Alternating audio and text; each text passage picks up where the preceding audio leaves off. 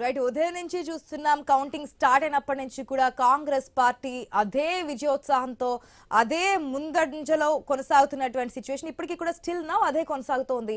మనతో మాట్లాడడానికి రామచంద్ర నాయక్ గారు ఉన్నారు, Congress whip at same time deputy speaker కూడా. రామచంద్ర నాయక్ గారు నమస్తే అండి. ఫలితాలకు సంబంధించి ఏమంటారు? నిజంగానే మీ డెవలప్మెంట్ చూసి కాంగ్రెస్ పార్టీ పరిపాలన చూసి ప్రజలు ఇచ్చిన తీర్పుగానే భావించాలా, లేదంటే ఇంకేదైనా ఈక్వేషన్స్ మిగిలిన పార్టీల బలహీనత వల్ల కాంగ్రెస్ పార్టీ ఫలితాలు ఈ విధంగా ఉన్నాయనుకోవచ్చా?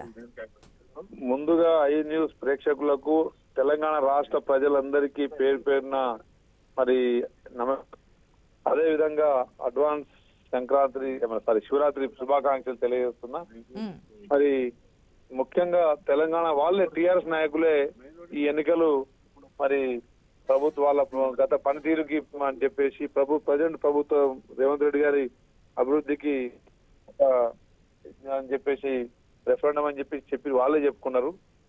గత బై ఎలక్షన్ సికింద్రాబాద్ కావచ్చు, అదే విధంగా మన జూబ్లీ హిల్స్ ఎన్నికలు కావచ్చు, ఈ రోజు మన గతంలో 2 నెలల క్రితం సర్పంచ్ ఎన్నికలు కావచ్చు, ఇప్పుడు మున్సిపల్ ఎన్నికలు కావచ్చు, ప్రజలు నిజంగా అంటే నిజమైన అభివృద్ధి అనేది గత ఈ 2 సంవత్సరాల నుంచి చూస్తా ఉన్నారు. గత 10 సంవత్సరాల్లో వాళ్ళు ఇచ్చిన ఏదైనా ఒక పథకం అమలు చేసి పూర్తి స్థాయిలో ప్రజలకు చేరవేసిన ఒక్క పథకం లేదండి. వాళ్ళ పైపెచ్చు కేటీఆర్ గారు వారు మాట్లాడే భాష గాని, వారి బాడీ లాంగ్వేజ్ గాని, మరి మన ముఖ్యమంత్రి గారు మీద వాళ్ళు చేసే అవాకులు చివాకులు గాని, ఇదంతా తెలంగాణ ప్రజలు మరి అసహించుకుంటున్నారు వాళ్ళని. ఎందుకంటే వాళ్ళు నిజంగా చేసి మాట్లాడితే దానికి ఒక గౌరవం దక్కేది. ఇది చేయకుండా ప్రజాధనాన్ని కొల్లగొట్టి మరి ప్రజల్ని మభ్యపెట్టి మా గత 10 సంవత్సరాలు మరి ఆర్థిక వ్యవస్థను దెబ్బతీసి మరి రాష్ట్రాన్ని అధోగతిగా తీసుకుపోయిన వాళ్ళే మరి దొంగ నడిచినట్టుగా వారి ప్రవర్తన, వారి నిర్వాహకం. తెలంగాణ ప్రజలు మేధావులండి, ఒక ఉద్యమ స్ఫూర్తి ఉన్న ప్రజలు.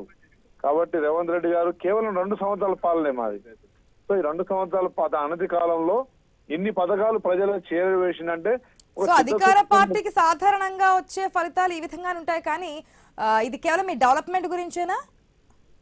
తప్పకుండా రేవంత్ రెడ్డి గారు ప్రభుత్వం ఏర్పడ్డ 24 గంటల నుంచే ప్రజల మీద ఫోకస్ చేస్తా పోతా ఉన్నారు.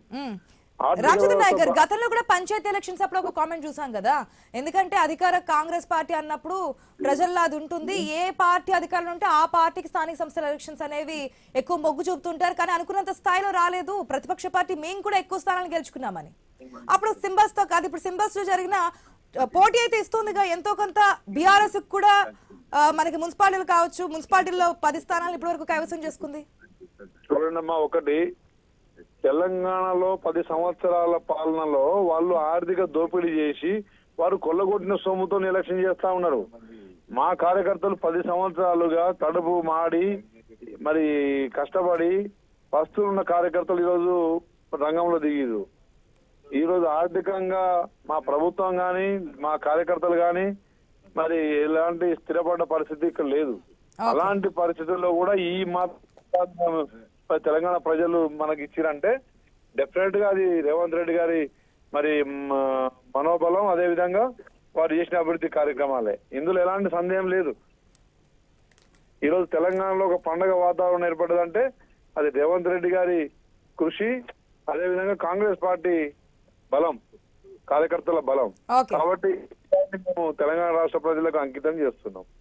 ఓకే, మొత్తంగా వచ్చిన ఫలితాన్ని మీరు ఏదైతే డెవలప్ చేశారో ఆ డెవలప్మెంట్ ప్రకారం జరిగిందే తప్ప మరొకటి ఏం కాదు. గత ప్రభుత్వాలు చేయలేదు, మీరు చేశారు కాబట్టి ఈ ఫలితాలు ప్రజలు ఇచ్చారని చెప్తున్నారు. రైట్, చూద్దాం పూర్తిగా అయ్యేటప్పటికంటే ఫలితాలు పూర్తి స్థాయిలో వెలువడే నిమిషానికి ఏ పార్టీకి ఎన్ని కార్పొరేషన్స్, ఎన్ని మున్సిపాలిటీలు దక్కుతాయనేది.